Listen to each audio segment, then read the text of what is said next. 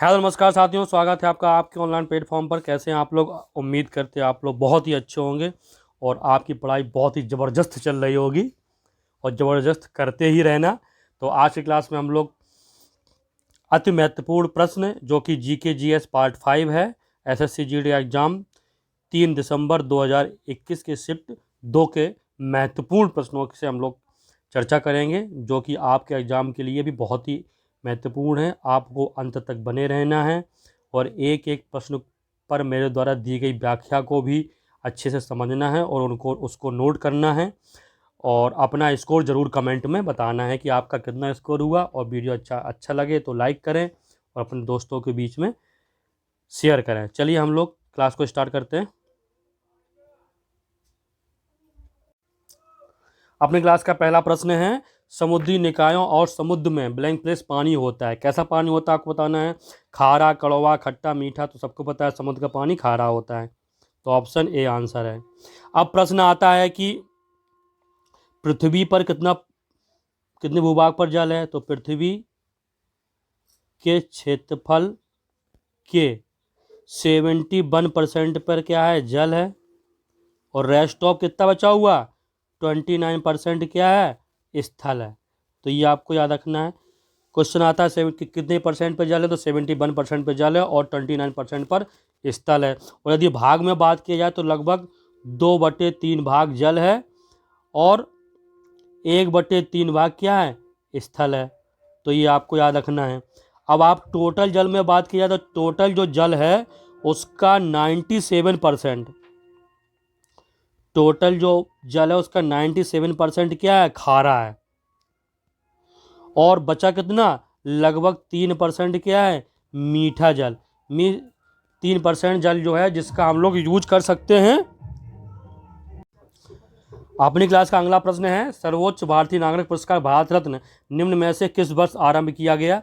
तो आपको बताना है सर्वोच्च भारतीय पुरस्कार जो कि क्या है, भारत रत्न। प्रश्न पहले आता है कि सर्वोच्च भारतीय पुरस्कार कौन सा है, तो भारत रत्न है। और इसकी शुरुआत 1954 में की गई। कब की गई, 1954 में की गई। तो इससे कई प्रश्न बनते हैं जो कि हम लोगों को देखने हैं आगे। चलिए, सबसे पहला इम्पोर्टेंट फैक्ट्स है जो कि मैंने आपको यहाँ पे दिए हुए हैं। यह 26 जनवरी को राष्ट्रपति द्वारा दिया जाता है। प्रश्न आता है कि भारत रत्न पुरस्कार की घोषणा कब की जाती है, तो 26 जनवरी को ये राष्ट्रपति द्वारा दिए जाते हैं। इसके मेडल पर पीपल के पत्ते के आकार पर सूर्य का चित्र अंकित होता है।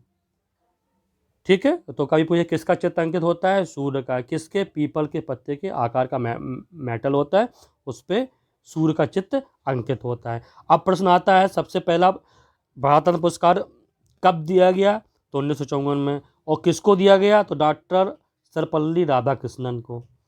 और 1954 में ही साथ में सी राजगोपालाचारी और सीवी रमन को भी दिया गया। तो आपको याद रखना है।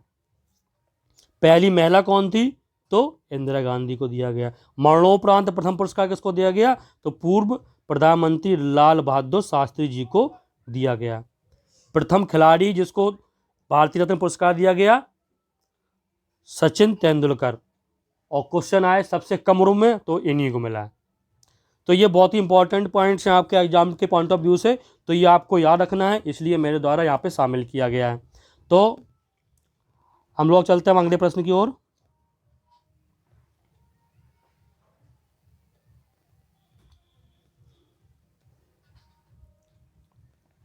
अपना अगला प्रश्न है, ओरल रिहाइड्रेशन सॉल्यूशन की अनुशंसा से पीड़ित व्यक्ति के लिए की जाती है। Oral rehydration solution means ORS। ORS कब लिया जाता है, जब पानी की कमी होती है। कब, पानी की डिफिशियंसी होती है, कमी होती है। तो पानी कमी कब होगी आपको, तो चाहे चकत्ते पड़ेंगे तब, आँख आना, दस्त, डायरिया, घबराहट। तो पानी कमी कब होती है, जब हम लोग दस्त लगते हैं।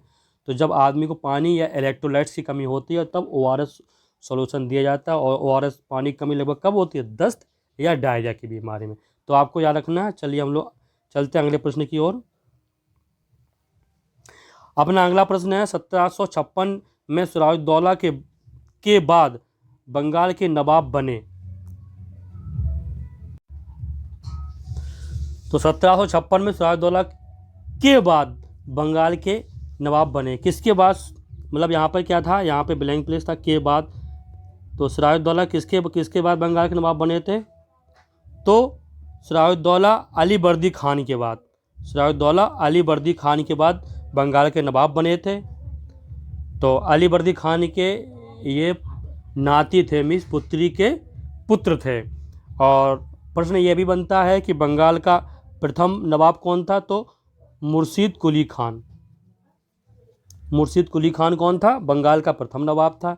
तो आपको ये बताना है प्लासी का युद्ध किसके समय में हुआ और किन किन के बीच में हुआ। ये प्रश्न आपके लिए होमवर्क रहेगा, तो आपको मतलब कमेंट में बताना है।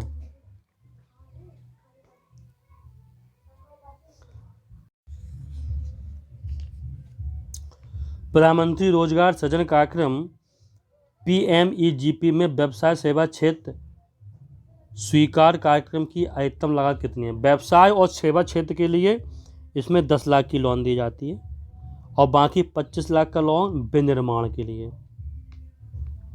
विनिर्माण के लिए अगर तो 25 पूछा जाए और व्यवसाय और सेवा क्षेत्र के लिए 10 लाख तक का आपको ऋण मिलता है या सहायता मिलती, जो भी है।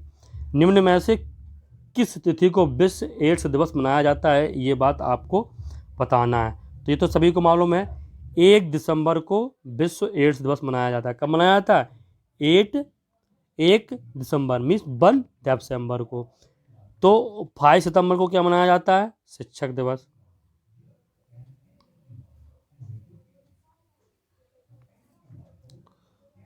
और 12 जुलाई को क्या मनाया जाता है? मलाला दिवस। मलाला दिवस। 22 जुलाई को मलाला यूसुफजई का बर्थडे होता है, उसी दिन मलाला दिवस मनाया जाता है। तो आपको क्या रखना है?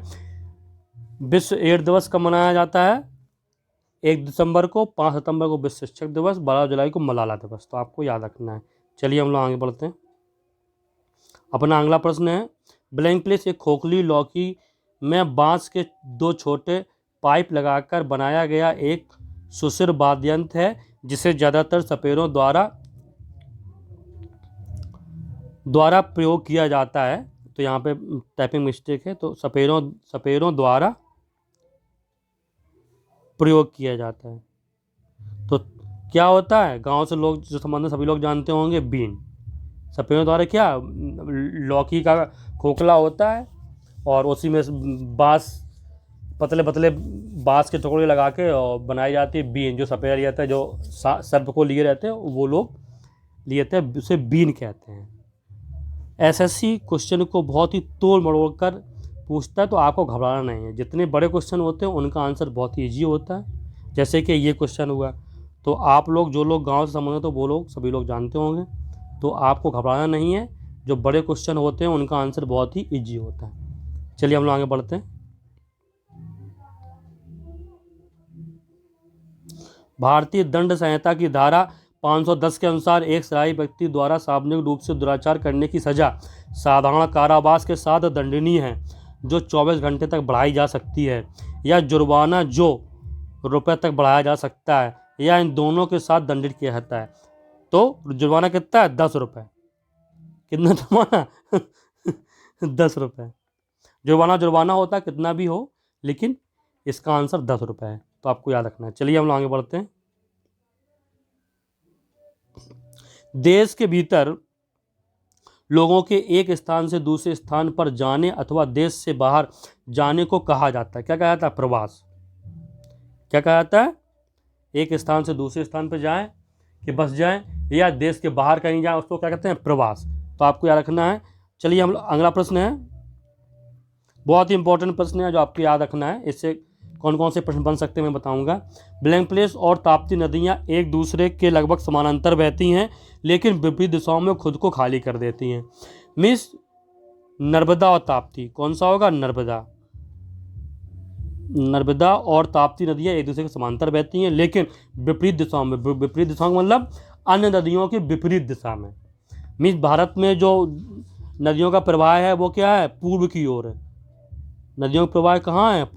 पूर्व दिशा में है। लेकिन उसके उल्टा नर्मदा और ताप्ती नदियाँ पश्चिम दिशा की ओर बहती हैं और वो अपना जल अरब सागर में गिरा देती हैं।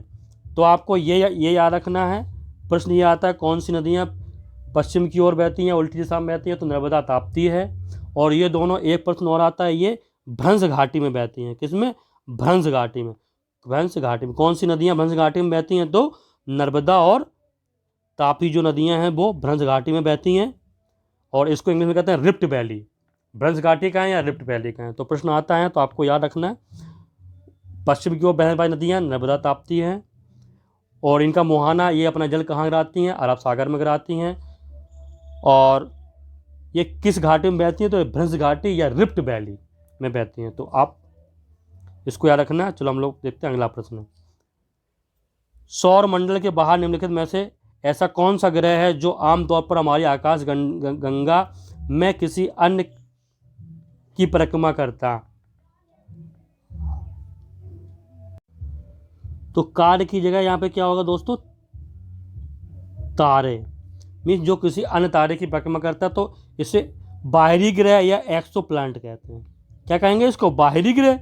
मीन्स सौरमंडल के बाहर का है लेकिन हमारी आकाश गंगा का है, तो इसे हम लोग कहेंगे बाहरी ग्रह, और इसको इंग्लिश में कहेंगे एक्सो प्लैनेट। क्या कहेंगे? एक्सो प्लैनेट। सौरमंडल में कोई बाहर ऐसा ग्रह है जो आमतौर पर हमारे आकाश गंगा में किसी अन्य तारे की परिक्रमा करता है, तो क्या क्या क्या कहते हैं इसको? एक्सो प्लैनेट।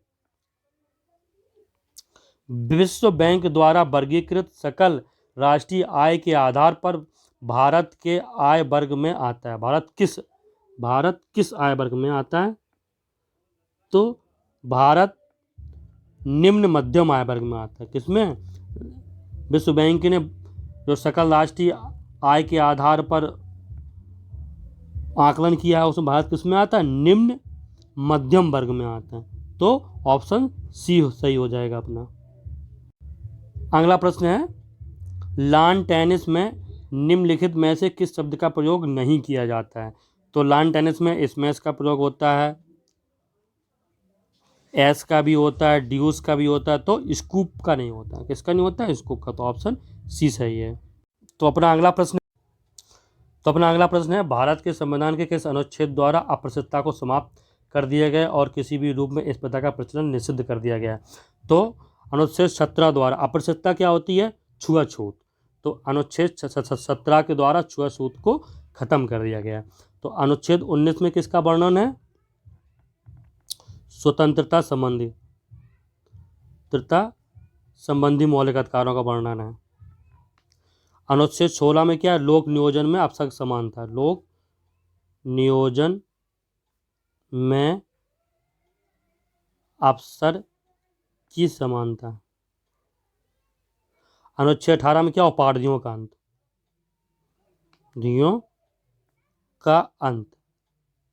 उपाधियों का अंत किसमें? अनुच्छेद 18 में है, लेकिन शिक्षा और से संबंधित उपाधियां दी जा सकती हैं। जैसे शिक्षा में हम लोग डॉक्टरेट है, और सेना में जैसे कर्नल है, ब्रिगेडियर, इस टाइप की उपाधियां दी जा सकती हैं, लेकिन अन्य उपाधियों का अंत कर दिया गया। तो आपको याद रखना है, जितने भी मौलिक अधिकारों से संबंधित अनुच्छेद हैं उनको आपको याद रखना है, उनसे अक्सर प्रश्न पूछ लिए जाते हैं। चलिए हम लोग चलते हैं अगला प्रश्न। घरों के अंदर गड्ढे तथा सीढ़ियों का अवशेष निम्न में से किस पुरातात्विक स्थल से प्राप्त हुआ है? तो ये बुर्ज होम से प्राप्त हुआ है।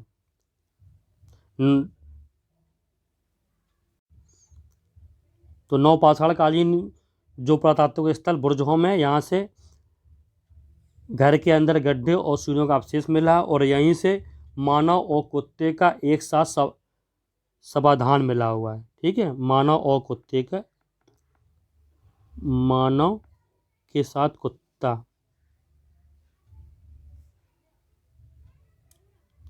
का समाधान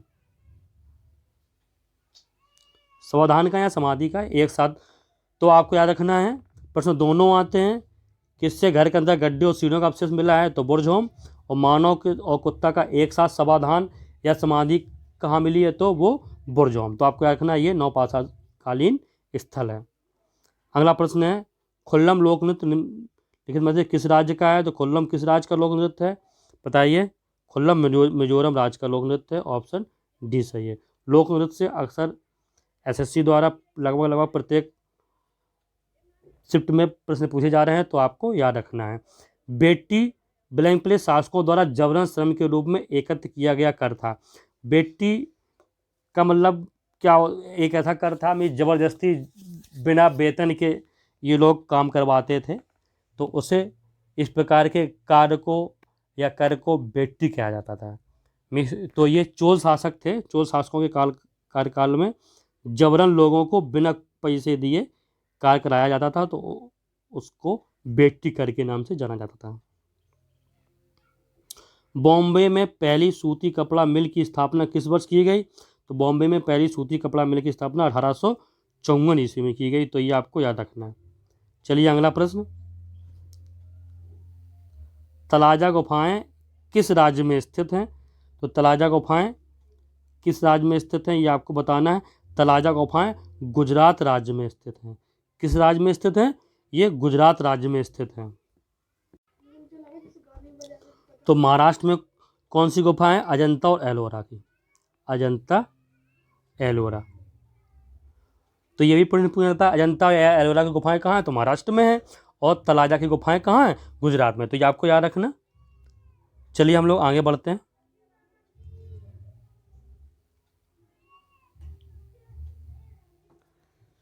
तो अपना अगला प्रश्न है, 11 जुलाई को प्रत्येक वर्ष के रूप में मनाया जाता है। भाई 11 जुलाई को कौन सा दिवस मनाया जाता है? तो आपको बताना है विश्व जनसंख्या दिवस। क्या मनाया जाता है? विश्व जनसंख्या दिवस 11 जुलाई को मनाया जाता है। तो ऑप्शन ए सही हो जाएगा अपना। विश्व पर्यावरण दिवस कब मनाया जाता है? 5 जून को। विश्व स्वास्थ्य दिवस कब मनाया जाता है? 7 अप्रैल को। और विश्व जल संरक्षण दिवस, जल संरक्षण,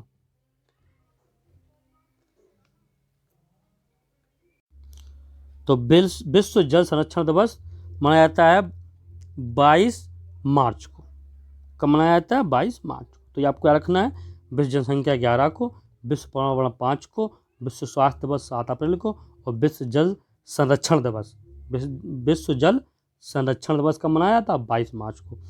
दिवस से संबंधित एक प्रश्न प्रत्येक शिफ्ट में मिल रहा है, तो आपको महत्वपूर्ण दिवसों को याद करके एग्जाम में जाना है। चलिए तो मित्रों, ये रहे आज के आपके 20 प्रश्न। आपके कितने प्रश्न सही हुए तो इसको कमेंट में ज़रूर बताएं। और आपको सेशन यदि अच्छा लगा हो तो सेशन को लाइक करें और अपने छोटे भाई